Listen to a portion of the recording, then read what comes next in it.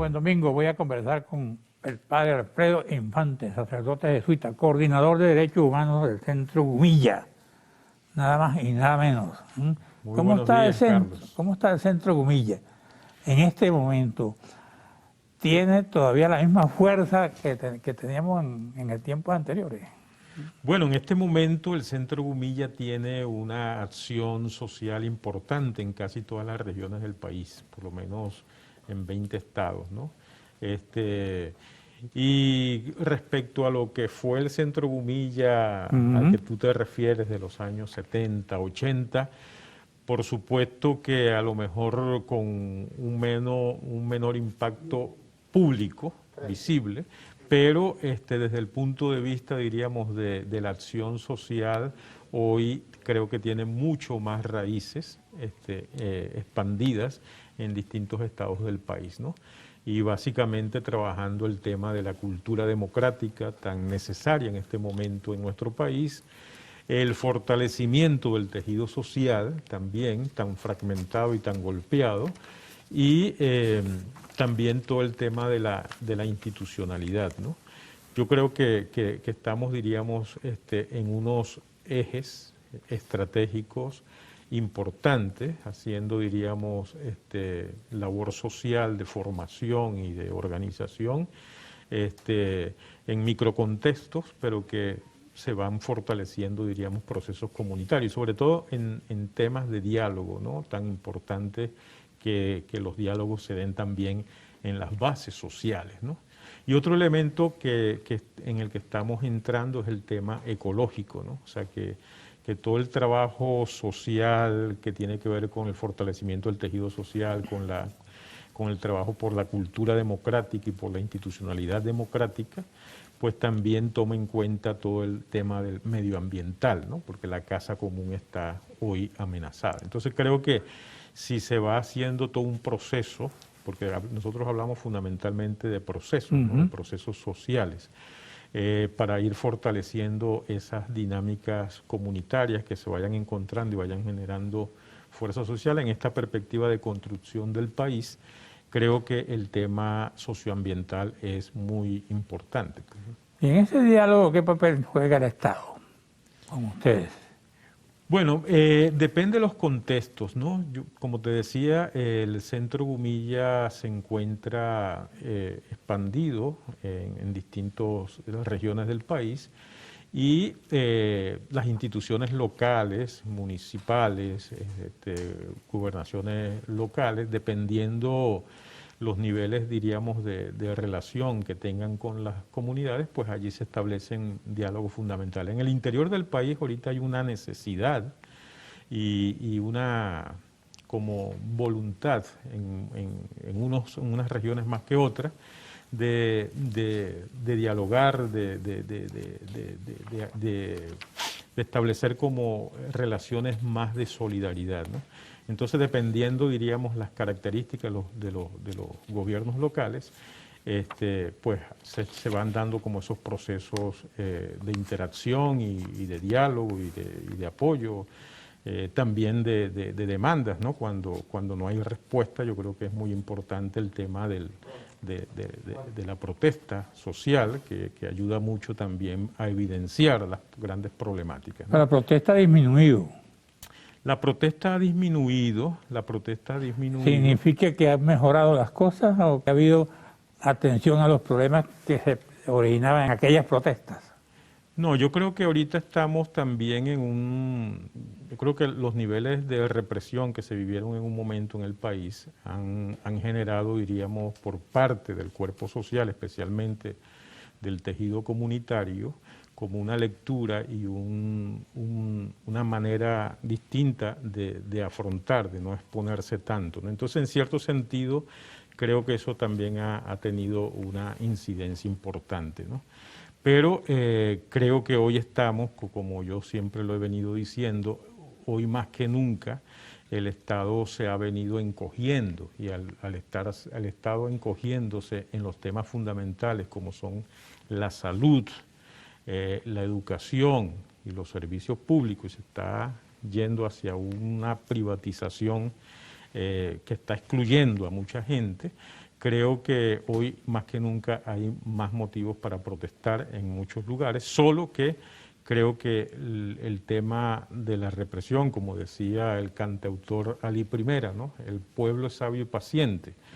Entonces, bueno, en esa sabiduría yo creo que se está repensando también las maneras de afrontar, ¿no? La denuncia, afrontar todo, pero creo que hay que ser más creativos porque hoy Y hay no un se vea escenario... que hay una debilidad en el liderazgo.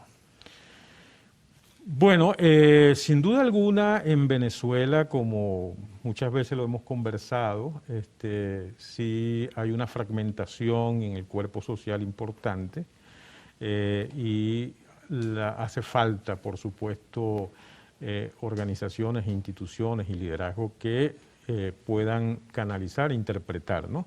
Pero también se puede leer como una novedad que ahorita también hay una mayor pluralidad de expresiones y de voces. Y yo creo que lo que hay es que establecer un diálogo entre los sectores organizados del cuerpo social para que haya, diríamos, una articulación. Pero yo creo que yo le apostaría más a una pluralidad articulada, ¿no? En defensa, diríamos, Claro. de la Pero cultura en ese diálogo, ¿qué democrática y el papel tejido tendría la social. Iglesia, concretamente los jesuitas? Bueno, la iglesia en Venezuela, como lo hemos venido diciendo, la iglesia tiene, a mi modo de ver, como 4 ejes fundamentales, ¿no? Uno primero es la defensa de la vida, y cuando hablo aquí de la defensa de la vida es todo el tema de la biodiversidad, de la ecología, todo el tema ecológico, que ahí estamos en un escenario de desastres ecológicos en nuestro país. La defensa de la dignidad humana, y en ese sentido, en la defensa de la dignidad humana, yo creo que vale mencionar el programa que tenemos en Centro Gumilla en alianza con Provea, que se llama Lupa por la Vida, que ha venido monitoreando todo el tema de las ejecuciones extrajudiciales en el país, que este año, aunque se redujo respecto al 2020, este año 2021, fueron 1.414 ejecuciones extrajudiciales, aunque hubo una reducción de más del 50%. Entonces, hemos venido trabajando eso por el tema de la defensa de la dignidad humana, de los derechos humanos. Bueno, vamos a un receso, regresamos con...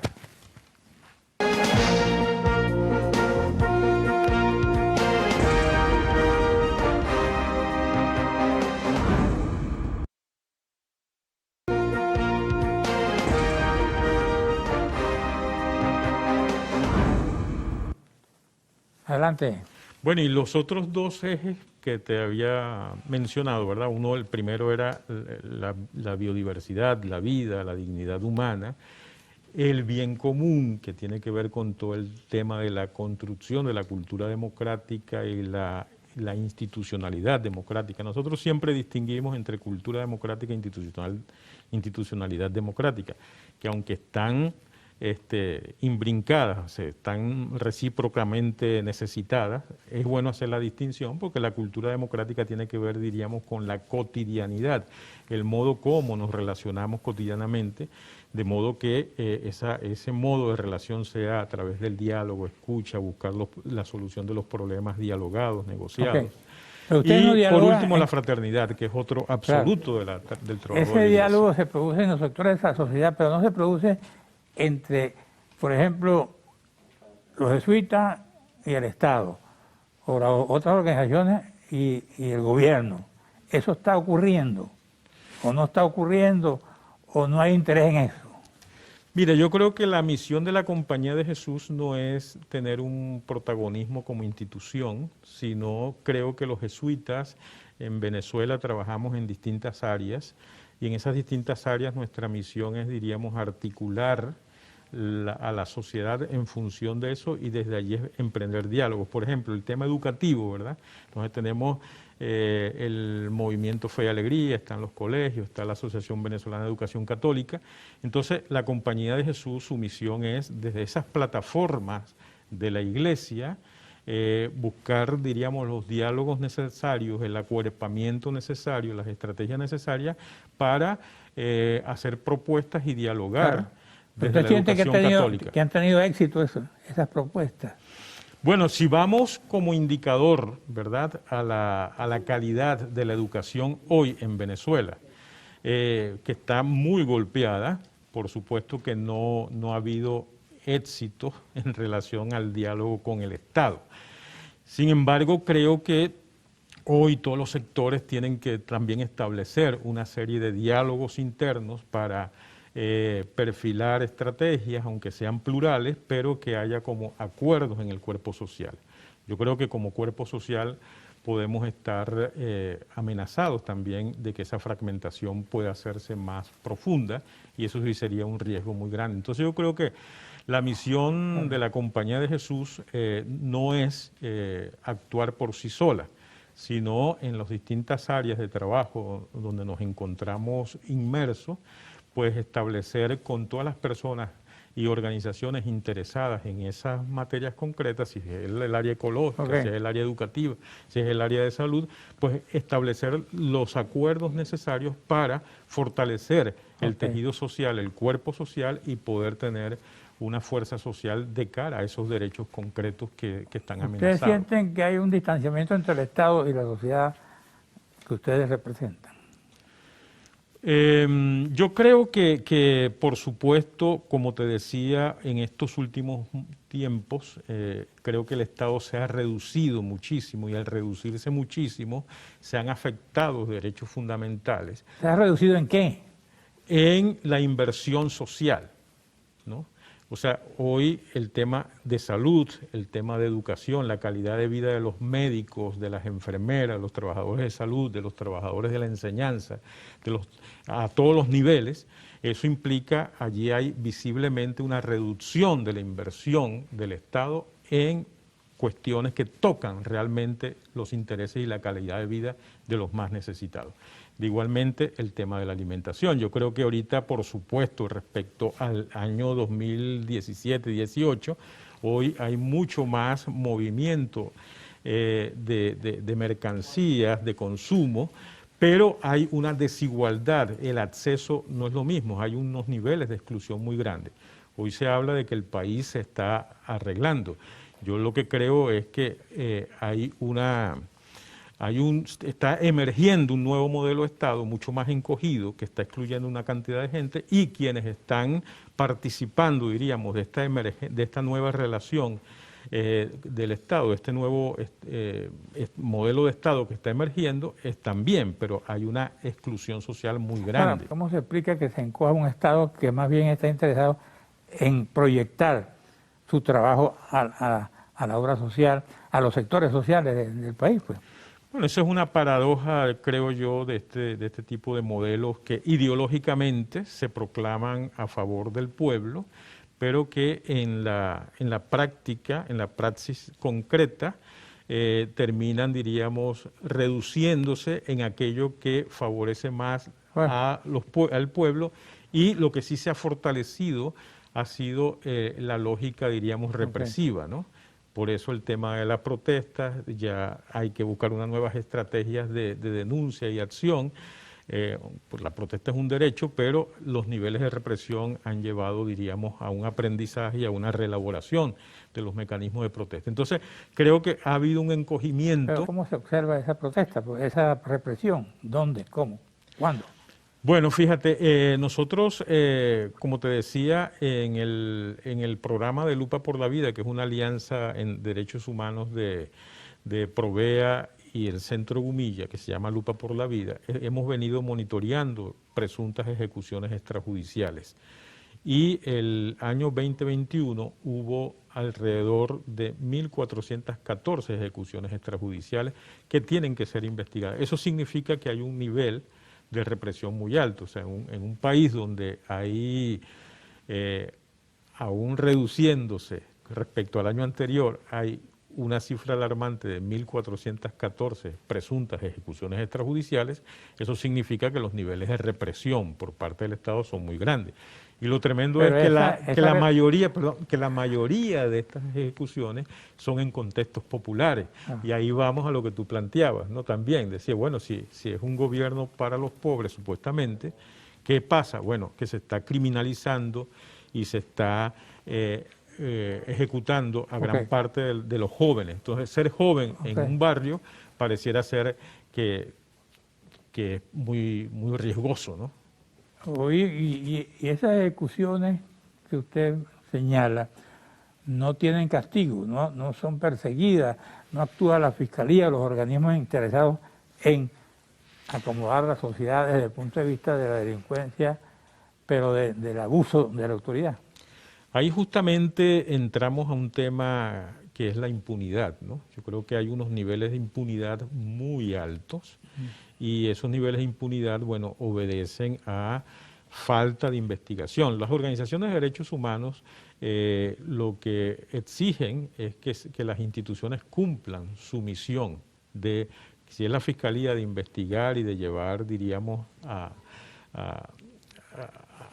que se conozca la verdad y que se haga justicia, ¿no? Y que haya reparación. Por eso se dice que el camino... ¿Dónde están esas organizaciones de derechos humanos? ¿Dónde existen? Bueno, por ejemplo, hay algunas muy conocidas, ¿no?, que han estado trabajando el tema de ejecuciones tradicionalmente, como COFAVIC, que nació a partir del Caracazo, ¿no?, donde hubo aquella cantidad de ejecuciones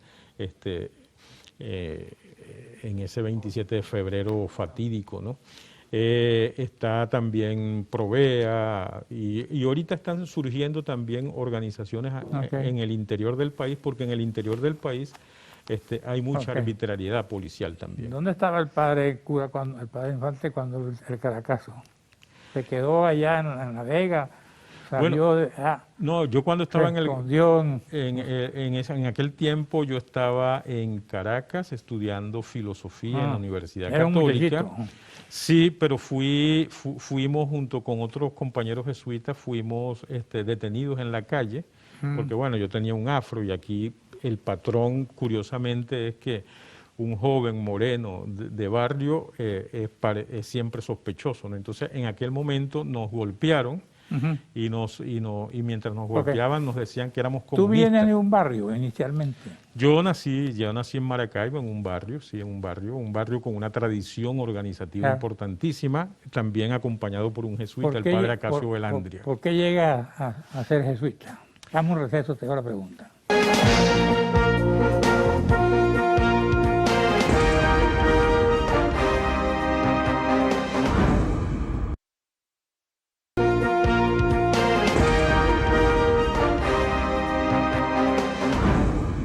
Esta es la última parte de este programa. ¿Por qué decides ser jesuita?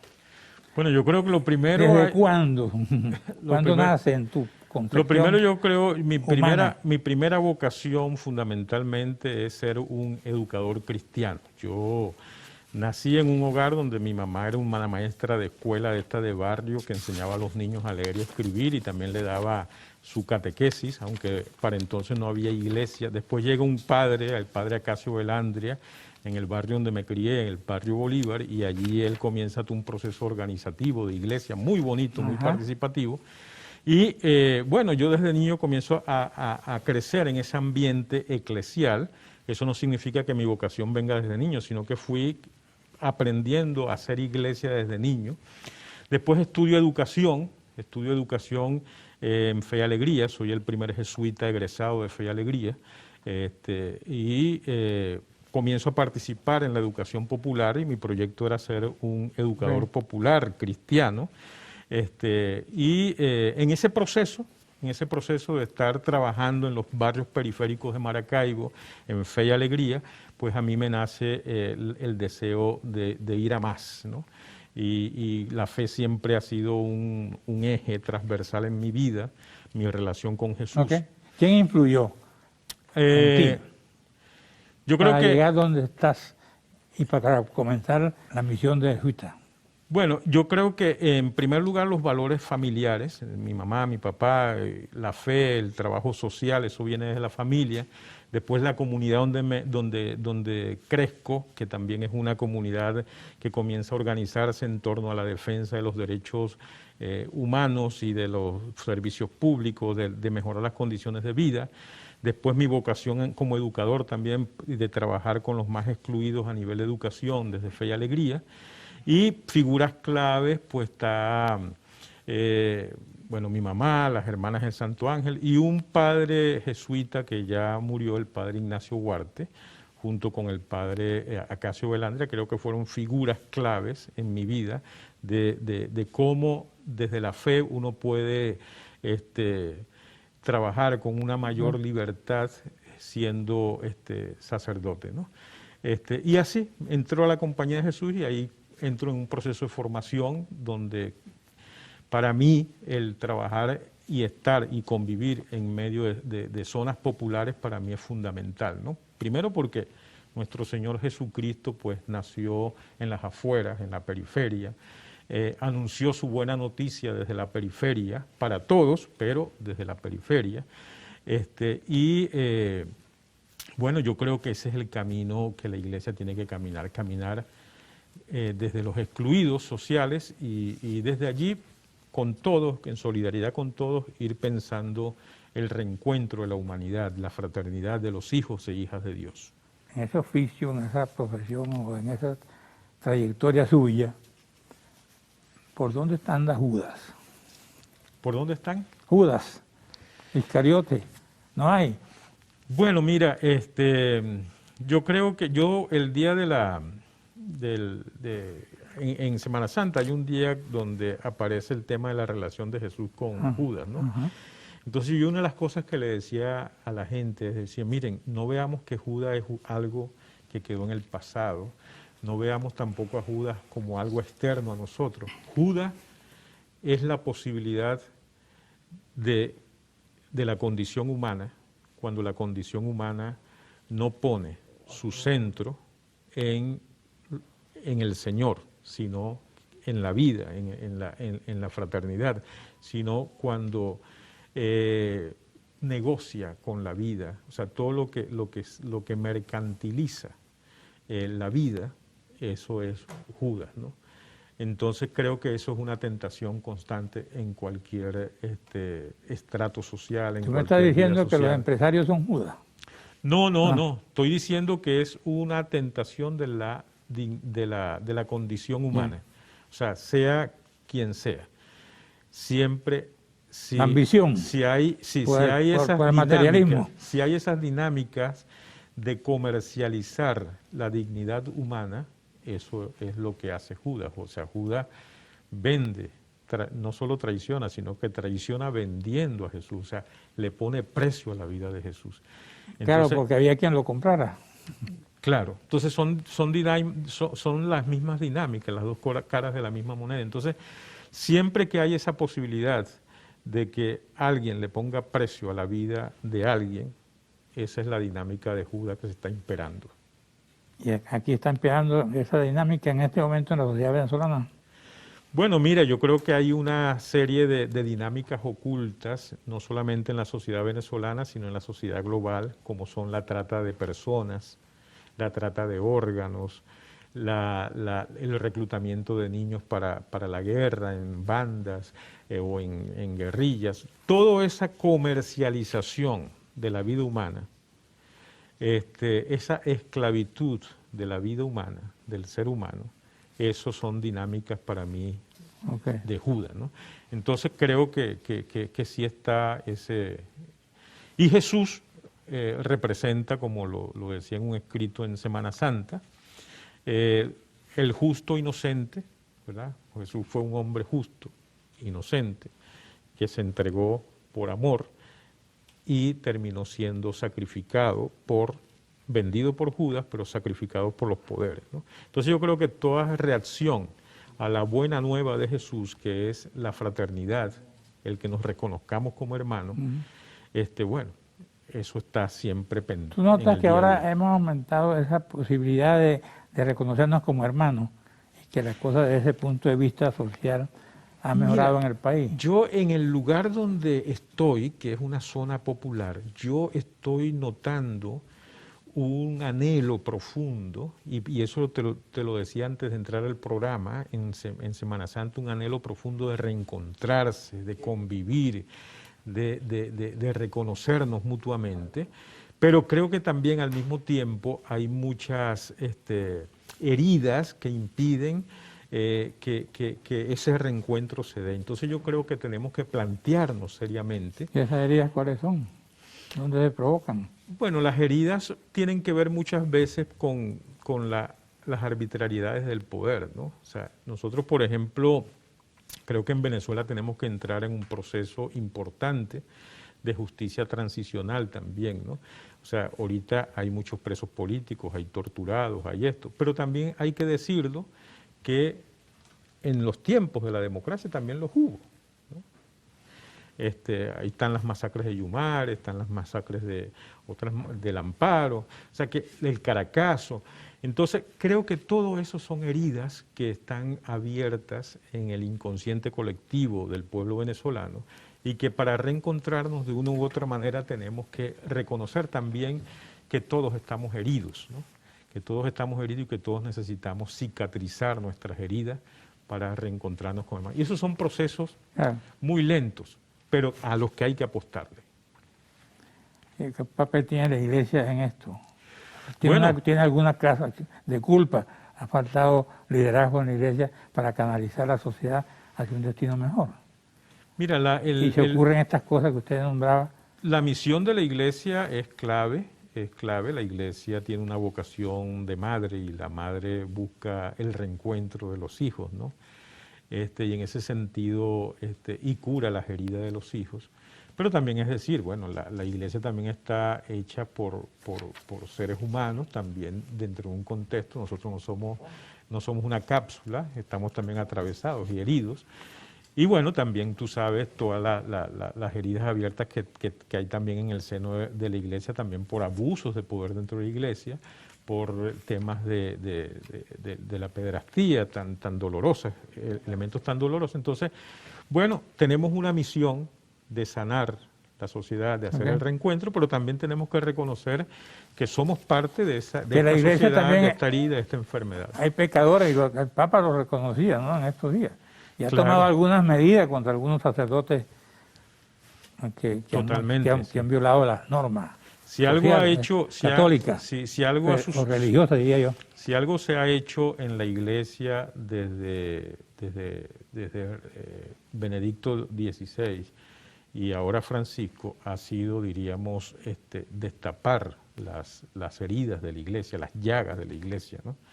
Y una de esas llagas, pues, es el tema del abuso del poder y del abuso sexual, ¿no? Y esto deja tremendamente heridas importantísimas. ¿En qué estado está eso del abuso de la Iglesia? Bueno, yo creo que se ha ido avanzando. Ha bajado, tiene mayor atención de los dirigentes religiosos. Yo creo que sí, ahorita hay una mayor conciencia en la dirigencia de la Iglesia de que estos son temas que tocan medularmente la misión de la Iglesia y que la Iglesia tiene que ser testigo. Ahora, fíjate, el tema, yo siempre lo suelo decir, que el tema del abuso, del abuso sexual es un tema de una distorsión de la sexualidad humana y por tanto en la familia, eso se da en la familia, se da en distintas instituciones, en las instituciones militares, en las instituciones públicas, en las instituciones educativas y la Iglesia, en la Iglesia también, ¿no? Entonces, creo que lo importante es que hayan políticas preventivas y serias para que no siga incurriendo esto. Y hay muchos pecadores en la Iglesia también, o fueron pecadores. Sí, fíjate que si algo queda claro en Semana Santa es que dentro de los mismos discípulos de Jesús hay traición, hay negación, hay huida, los discípulos huyen. Entonces, en la condición humana, somos humanos y todas esas cosas afloran en las situaciones difíciles, pero yo creo fundamentalmente que la iglesia sí tiene una misión sanadora. Estamos terminando el programa. ¿Qué te preocupa en este momento a usted como sacerdote, como jesuita y como dirigente de un sector como La Vega? ¿Qué es lo que más te preocupa? ¿Qué es lo que más te pega en el alma? Lo que más me pega en el alma es que haya una criminalización de la gente de nuestros barrios. O sea, que pareciera que vivir en un barrio es sinónimo de delincuente y eso no es así. Los sectores populares, ocurriendo. Claro, cuando te digo que en 1414 presuntas ejudiciones extrajudiciales, casi el 100% son jóvenes. Para decirlo. Claro, porque todas las víctimas son de los sectores populares. Entonces hay una criminalización de la juventud en nuestros pecadores, barrios. Hoy cumpleaños un amigo mío que no es pecador, pero es un gran amigo, se llama el doctor Luis Bertrán Petrosini, a quien enviamos un saludo desde esta tribuna, que es tribuna para ser amigos. Bueno, y que Dios le bendiga, pues. Que Dios lo bendiga y lo componga, como diríamos el señor Velasco. Así es. Gracias, Padre Infante. Amén. Gracias por venir. Gracias a ustedes, amigos televidentes. Nos veremos aquí el próximo domingo a esta misma hora y espero que el entrevistado sea tan bueno como este caballero del Centro Gumilla. Amén. ¿Cómo está el Centro Gumilla ahorita? Tiene muchos miembros, ¿no? Mucha población. Sí, sobre todo muchos jóvenes profesionales. Sí, okay. Y con un grupito de jesuitas, pues pocos jesuitas porque nos hemos venido reduciendo. Hay de todo en el Centro Gumilla y se acepta de todo. Pues sí, siempre y cuando tengan el deseo de aportar al país desde la fe. Gracias, Padre. Amén. Gracias a usted, amigos televidentes. Nos veremos aquí el próximo domingo a esta misma hora.